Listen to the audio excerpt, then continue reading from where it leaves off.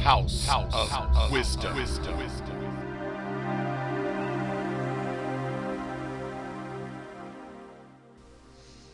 Yeah, I found someone who's a brilliant con man and a very intelligent individual. He's a disinformation artist.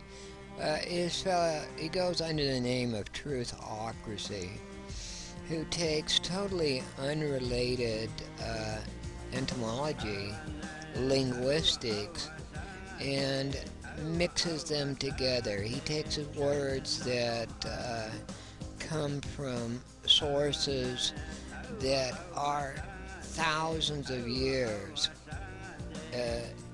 apart, that are totally unrelated, from totally unrelated parts of the world, which have no association with each other.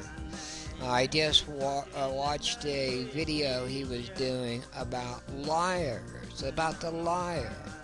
And he was writing that its roots went back to the Celtics, uh, and and then relates it to the to Latin. Now, the Latin root words and the Celtic have nothing to do with each other. They were, they are thousands of miles apart. Aloha, WolfDog777. I'm going to take my time to actually explain some of these, accusations and insinuations that you're making about me. And first, I want to say thank you for some of the good things you said about me, and then I want to clarify your misunderstandings. Yeah, I found someone who's a brilliant con man and a very intelligent individual. He's a disinformation artist. Okay, Wolf. First of all, I just want to say thank you for saying that I'm intelligent, which I think we are all intelligent humans on Earth. Um, it just so happens that I actually apply myself and did a bunch of research, so that's how I became intelligent. But I'm not any more intelligent or less so than anyone else, including yourself. Now, you're entitled to your opinion, but I am no disinfo agent at all. That is 100% wrong. Now, you're entitled to your opinion, but all opinions are just that. They're just opinions, opinionated perceptions of something. And that's your perception. But you're absolutely wrong. Like I said, you're entitled to that opinion, but you're wrong. I am not a disinfo agent whatsoever. In fact, I'm an info agent, if anything. He goes under the name of Truthocracy. Okay, so I want to, respond to you, but first we have to clear up a few things here. First of all, I don't know where you got the word truthocracy. I mean, I understand that you wear glasses, and now that I'm just about 44 years old, I lately had been wearing glasses too, but the fact is there's no O in truthiracy or truthiracy. It's just like the word conspiracy or conspiracy. It's truthiracy, not truthocracy. So I have no idea where you got that, but that's just completely wrong, first of all. Who takes totally unrelated entomology, linguistics, and mixes them together. He takes words that come from sources that are thousands of years uh, apart, that are totally unrelated, from totally unrelated parts of the world. Okay, Wolf. Basically, you don't understand some very basic concepts and basic understanding of truth. And the truth is that yes, this world is gigantic on one hand, and then on the other hand, it's a very small world. So this is why we have the expression, the more things change, the more they stay the same. So your perception is that humans throughout the world are just completely different. And that does hold a grain of truth to it. But the real truth is that all humans across the world hold more in common than they do less in common. So I don't know how much research you've actually done on ancient cultures found throughout the world. But if you actually had, you would realize that they have much more in common than most realize. There's basic concepts that are the same, really because we're humans. So we perceive things universally alike. So whether you're talking about gods or languages or whatever, you're going to find a common bond. First of all, because we're humans, like I said, so therefore we create and we visualize and we understand things universally. I mean, I could spend hours and hours proving to you what I'm talking about, but basically, if you research, let's say, the Mayan culture or ancient Indian culture or ancient Hebrew culture, okay, you're going to find a very common bond. You're going to find basic concepts that are the same. You're going to find sun worship. You're going to find moon worship. You're going to find animal worship. You're going to find religious worship that is basically the same theology found throughout the world. The serpent, for example, in the Mayans, or the serpent worship in ancient Mesopotamia. Bull worship. Indians, you're going to, or Native Americans, buffaloes, bulls with horns. Go back to ancient Greece, go back to ancient um, Hebrews, Cana Phoenicia. You're going to find bull worship. You're going to find more in common than less in common. And the same holds true for ancient Egypt, for example. You're going to find sun worship, moon worship. You're going to find serpent worship, and also related to the sun, just like the serpent worship in the Mayans and related to the sun. Now, these are two total different parts of the world.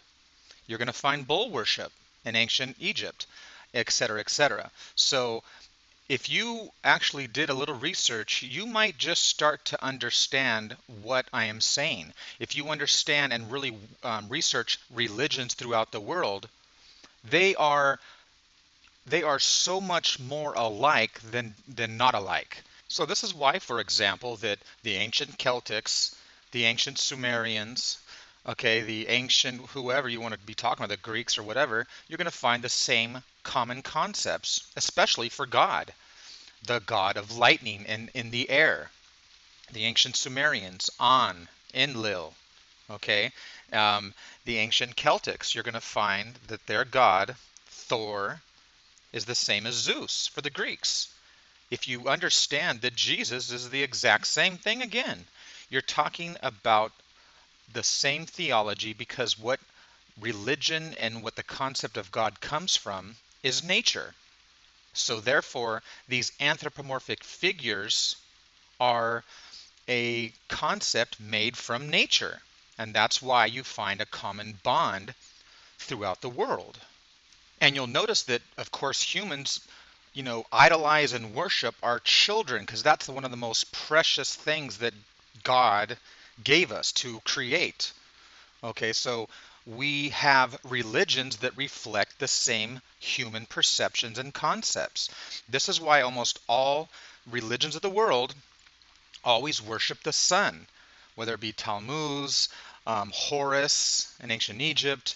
You're talking about Zeus, who's the son of Saturn. You're talking about Thor, who's the son of Odin. You're talking about Jesus, who's the son of God. And just like Baal worship, because Baal is the son of El, the bull. And when you do your research on ancient cultures of the world, you'll find, like I said before, that they worship the sun, the moon throughout the world. The Mayans, the sun and moon temples. The Egyptians, the same thing. Ancient Sumeria, the exact same thing. You'll find, like I said, more in common than less in common. So sure, there's different names, but they have the same meaning. Just like the ancient Celtics, the ancient Sumerians. They both have a concept of heaven and hell, basically. So things are a little different, but overall, basically the same. I mean, why do you think you find cultures all throughout the world that practice ancient sacrifice? Either one of two things. Either everybody in our ancient history developed these practices, these rituals independently, or it was spread throughout the world in the ancient world, and thus it became a practice and evolved around the world. Um, since there's so much in common, I kind of believe that to be true. Perhaps I don't know, the original elite, the original ruling class, if you will, they might have spread their theology throughout the world. That's why we have ancient, sacrifice comes again, like I said before, from nature. The annual season, harvesting, the sower, the reaper.